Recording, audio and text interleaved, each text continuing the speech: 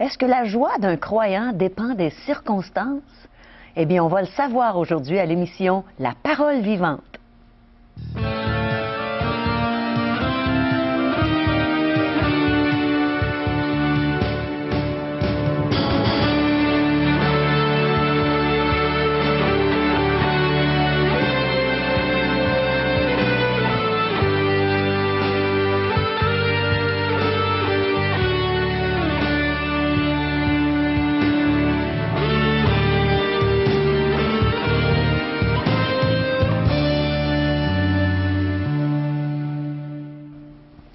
Bonjour, chers téléspectateurs, et bienvenue à l'émission La Parole vivante. Aujourd'hui, Régent Joly va nous entretenir au sujet de la vraie joie. On va apprendre ce que c'est la vraie joie. Et il y a France André qui va nous faire un beau chant. Et j'ai la joie de vous annoncer que Monique Saunier, qui est la présidente de Flamme. Flamme, c'est un organisme pour les femmes chrétiennes, un organisme extraordinaire qui fonctionne depuis plusieurs années. Alors Monique va nous donner son témoignage aujourd'hui. Et n'oubliez pas, on attend vos questions, on attend vos commentaires, tout ce que vous aimeriez nous dire. Allez à 1-877-l'Espoir, 1-877-537-7647 ou sur notre site web espoir.ca. Mes amis, êtes-vous dans la joie? Eh bien, moi, je peux dire que je le suis aujourd'hui et que je le suis souvent malgré les circonstances fâcheuses. Et Régent, justement, va répondre à notre question. Bonjour, Régent. Bonjour, Caro. Il me fait plaisir de débuter cette autre série, Bible en main, et regarder ensemble ce que Dieu a à nous enseigner concernant la véritable joie. Est-ce qu'elle dépend des circonstances? Celle qui ne dépend pas des circonstances, mais qui dépend de notre position. Alors, je peux poser la question à nos téléspectateurs. Avez-vous choisi d'être heureux aujourd'hui? Les gens, ils doivent se gratter un peu la tête, dire, moi, je peux décider mon bonheur. Oui, tu peux décider aujourd'hui si tu vas vivre cette journée dans des sentiments heureux, de joie, ou malheureux et tristes. Et comment malgré les circonstances. Quand ça va mal, qu'est-ce qu'on fait, Régent? Où trouver notre source de joie, la véritable source de joie? On peut se payer un plaisir, mais ça ne dure qu'un temps. Hein? Ouais. Et c'est le temps qu'on a payé. Si on a voulu aller voir un spectacle, une soirée divertissante, alors c'est le 45 ou la 1h45 et c'est tout. Après ça, les livres se referment, on rentre à la maison et tous nos problèmes surgissent à nouveau, nos peines, nos tristesses, nos difficultés. Comment faire pour déclencher, comme si j'avais un reset ou un bouton qui me dirait maintenant, c'est joyeux, t'es heureux. Mais comment? Dieu dit que la joie ne dépend pas de ce que nous sommes en train de vivre, mais plutôt de notre relation que nous avons avec lui. Ah là là. Alors voilà pourquoi donc la différence. Oui, cela ne m'empêche pas de vivre et d'être dans des problèmes, dans des difficultés et dans de la misère peut-être même. Mais c'est impressionnant de voir la joie qui ressort des serviteurs et des servantes du Seigneur Jésus-Christ dans des situations alarmantes. Tout comme celle des apôtres que nous voyons, ils se font arrêter, se font flageller, condamnés, mis en prison parce qu'ils ont voulu partager leur joie en la personne de Jésus sur la place publique et cela leur a été refusé et même enlevé. Et pourtant en prison, nous les entendons chanter et nous voyons la prison qui est ébranlée sur son fondement. Les portes, naturellement, de ces cellules s'ouvrent. Et Paul et ses amis, Silas, entre autres, peuvent témoigner de cette puissance de Dieu, mais à travers quoi? Un simple chant, une expression de leur joie qu'ils avaient en Jésus-Christ malgré les circonstances, et cela a amené des gens à la connaissance de Jésus-Christ d'une façon très personnelle, dans un contexte qu'on peut classer difficile. C'est très bien. Je pense qu'il y a des gens qui nous écoutent, Régent, qui sont peut-être tristes en ce moment. Et je vous invite à écouter le reste de l'émission parce que peut-être que votre tristesse va se transformer en joie. Alors, restez avec nous parce que, vous savez, des fois, on peut rire, on peut regarder un spectacle, on peut rire, comme ça m'est arrivé dans le passé. Je riais, puis après ça, dès que le spectacle était terminé, j'étais triste. Alors, rire, ce n'est pas nécessairement être dans la joie, ni le plaisir, hein, Régent? Alors, restez avec nous, on va s'entretenir là-dessus dans quelques instants.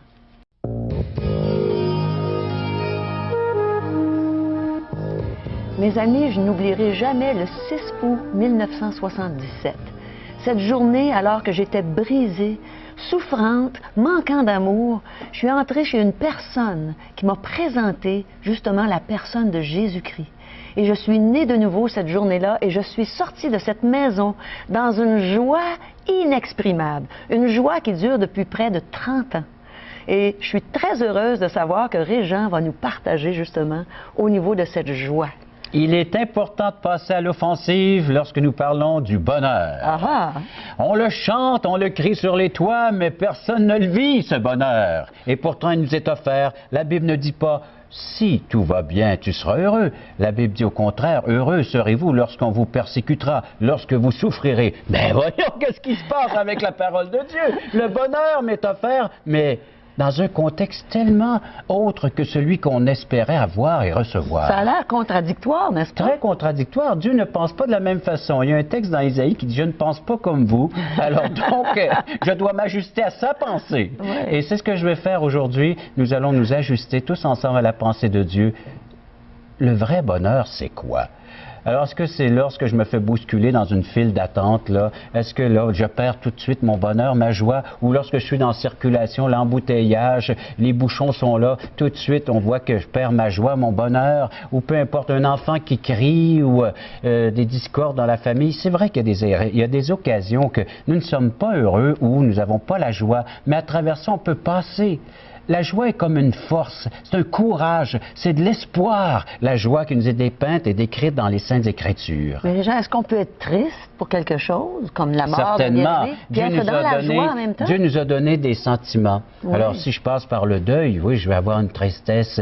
Mais si cette personne appartient à Jésus, alors là, j'ai de la joie de savoir où est-ce qu'elle sera pour son éternité. Alors, à travers un malheur, à travers, oui, des peines, je peux trouver cette force que Dieu m'accorde, cette joie de savoir qu'un jour, nous nous retrouverons. Ce bien-aimé qui est parti, qui nous a quittés pour un temps, et nous allons nous retrouver. Mais pour cela, il faut avoir notre âme ancrée dans les Saintes Écritures, c'est-à-dire croire, accepter, vivre pleinement. Il y a un texte, un psaume, écrit par un roi, le roi David. Il avait tout pour être heureux, mais pourtant il était triste et malheureux. Pourquoi? Parce qu'il avait péché. Mais contre qui? Il a reconnu pourquoi, d'où venait sa tristesse, et comment se fait-il qu'il n'avait plus la joie de vivre? C'est le psaume 32. Heureux celui à qui la transgression est remise, à qui le péché est pardonné. Heureux l'homme à qui l'Éternel n'impute pas l'iniquité, duquel il n'y a point de fraude. Et pourtant ici, c'est une personne qui a commis un meurtre et un adultère qui parle ici. Oui, alors ce n'est pas n'importe quel des péchés. Il avait offensé la personne, il a reconnu, il fait une confession ici. Il dit, tant que je me suis tu, verset 3, mes os se consumaient, je gémissais toute la journée. Car nuit et jour, ta main s'appesantissait sur moi, ma vigueur n'était plus que sécheresse comme celle de l'été, et je t'ai fait connaître mon péché. Alors, c'est comme ça qu'il a trouvé la joie. J'ai avoué, moi, transgression, et tu as effacé la peine de mon péché. Il a reconnu qu'il avait offensé Dieu par sa manière de vivre, qu'il avait été désagréable à Dieu, à son Créateur, qu'il n'avait pas était la personne à la hauteur qu'il aurait dû être, étant le roi des Israélites, celui qui représentait Dieu et qui était pour faire régner ce peuple et partager cette joie avec le peuple. Mais à cause de sa désobéissance, naturellement, il a perdu cette relation avec Dieu, mais il l'a rétabli en confessant son péché. Et l'apôtre Paul va reprendre les mêmes textes du psaume 32 pour nous encourager, nous aussi, à avoir la même foi que David, et que la seule façon d'être pardonné, d'être réconcilié, d'être déclaré juste, c'est en confessant l'être que nous sommes des pécheurs et notre péché en l'abandonnant et par le fait même de bénéficier de son pardon, de sa miséricorde. Mais Régent, supposons quelqu'un en prison qui a commis plusieurs meurtres, qui est là pour la vie. Est-ce qu'il peut trouver cette joie-là, lui aussi? Que ce soit la mère dans la maison, le père au travail, que ce soit l'enfant, l'adolescent, que ce soit le prisonnier qui a commis, oui, des actes criminels, c'est le même pardon. C'est le même pardon. Alors, c'est ce que Dieu accorde aux gens. Dieu, il est venu pour le pécheur, pour celui qui a commis justement ses fautes, celui qui a commis de l'injustice. Est-ce qu'il faut qu'il reconnaisse sa faute? Reconnaître sa faute. Et ce pardon est disponible à quiconque veut bien le recevoir. Et c'est ce qui fait la joie. Le savoir que mes péchés sont pardonnés, que Dieu ne s'en souviendra plus. C'est blanc maintenant. Cette page qui était tout tachée là, de ma vie, toutes ces taches qui ont là dans ma vie, de savoir que maintenant c'est une page blanche et elle restera blanche pour l'éternité. Même si on pêche encore? Même si nous péchons encore, parce que son sang, ce sacrifice, ne couvre pas seulement mon passé, ni mon présent, mais aussi mon futur. Alors c'est la peine du péché qu'il a portée. Le salaire du péché, c'est la mort, Christ est mort. Et voici que David peut confesser « Heureux, bienheureux celui qui vit de cette miséricorde, de ce pardon ». Et cela nous accompagne à tous les jours. David a expérimenté une délivrance et un bonheur qui a peine à s'expliquer ici-bas. Hein? C'est un bonheur que seul Dieu nous apporte. Ça vient du ciel, ce bonheur. Alors imaginez de savoir que nous avons une dette. Supposons que notre banquier nous avertisse, soit par courriel, par lettre, par téléphone, qui dit « Mon cher ami, là, vous êtes dans le rouge, puis pas à peu près. » Oh là là! Qu'est-ce qu'on fait? Et là, on se rend à la banque pour essayer de régler, pour avoir une entente, pour savoir, bon, comment régler cette dette. Et là, vous arrivez devant votre banquier, puis il vous annonce, bien, entre-temps, depuis que je vous ai appelé lors de cette rencontre, eh bien, tout est réglé, tout est payé. Mais comment se fait-il? Ben, une personne était au courant de votre situation, puis est venue déposer un montant d'argent, et puis maintenant, bien, vous pouvez même bénéficier d'un montant, un surplus qui est là. Eh bien, c'est exactement une illustration qui nous parle de ce que Jésus-Christ est venu faire. Nous sommes endettés envers Dieu, nous avons offensé Dieu de différentes façons, alors, et d'injustice, d'actes, et ça nous pèse sur nous. Et cette culpabilité, ça, c'est cette dette qu'on doit envers Dieu. On n'ose même pas peut-être lever les regards vers le ciel, et Jésus-Christ est venu payer entièrement cette dette. Imaginez comment les sentiments dans notre être de savoir que oui, nous étions tristes, malheureux, mais maintenant il y a cette joie. Et peu importe ce qui nous arrivera par la suite, cette dette-là, elle ne nous sera jamais réclamée parce qu'elle a été payée une fois pour toutes. Elle est réglée à jamais pour toujours. Alors, une fois qu'on a reçu Jésus comme sauveur, il n'est plus question de ravoir cette dette. Elle est réglée. Réglée, effacée même. Éternellement. Éternellement. Alors, il y a de quoi de flotter, hein? Il y a de quoi puis dire merci Seigneur. Oui, le bonheur pour celui qui reçoit, qui vit de ce pardon de Dieu. Hein? Et c'est dans Hébreux, juste dans l'Épître aux Hébreux, donc un texte du Nouveau Testament, juste partager avec vous. Alors, prendre ces quelques instants avec vous et nous parler de ce pardon. C'est Hébreux. Imaginez chapitre 10, et il nous dit que par une seule offrande, il a amené à la perfection pour toujours ceux qui sont sanctifiés. Et c'est ce que le Saint-Esprit nous atteste aussi, qu'après avoir dit, voici l'alliance que je ferai avec eux, et je ne me souviendrai plus de leurs péchés, ni de leurs iniquités. Or là où il y a pardon des péchés, il n'y a plus d'offrande pour le péché. Je n'ai plus à payer quelque chose qui a déjà été payé.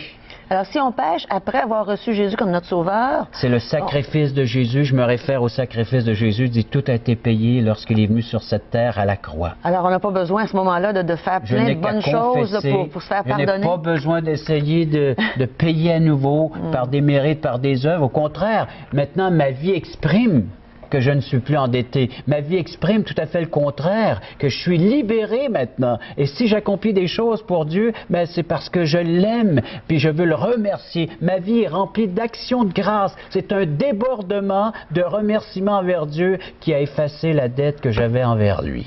Qu'est-ce que c'est des actions de grâce, Régent? Remerciements. Alors aujourd'hui, dans nos actions, de tous les jours, je le remercie. Je vais prendre la table, à la table au repas. Je vais le remercier pour ses bienfaits qu'il m'accorde, pour la famille, pour la santé. Et même si je suis sur un lit d'hôpital, savez-vous ce qui me parle le plus sur un lit d'hôpital? Hein? Plus qu'un millionnaire qui dit qu'il y a tout pour être heureux, c'est quand je vois une dame ou un homme qui est là et qui souffre, qui est dans souffrance, mais qui a un sourire d'accroché à ses lèvres, qui a une joie, qui a un bonheur. Pourquoi? Malgré la souffrance, malgré la maladie, peut-être même la mort, il y a cette joie qui est là en lui. C'est merveilleux. Ça me parle. Oui. C'est merveilleux de voir justement des personnes âgées de temps en temps, des personnes âgées mais qui connaissent le Seigneur. Ils ont une joie dans les yeux, on voit même pas leurs rides, tellement qu'on voit de la joie dans leurs yeux, parce qu'ils appartiennent au Seigneur. Et savez-vous, moi je vais là pour les réconforter puis les consoler, parce que bon, ils sont quand même, oui, ils ont besoin, alors ils ont besoin d'une présence, alors j'y vais, mais je ressors de là, puis c'est moi qui est réconforté, c'est moi qui est encouragé.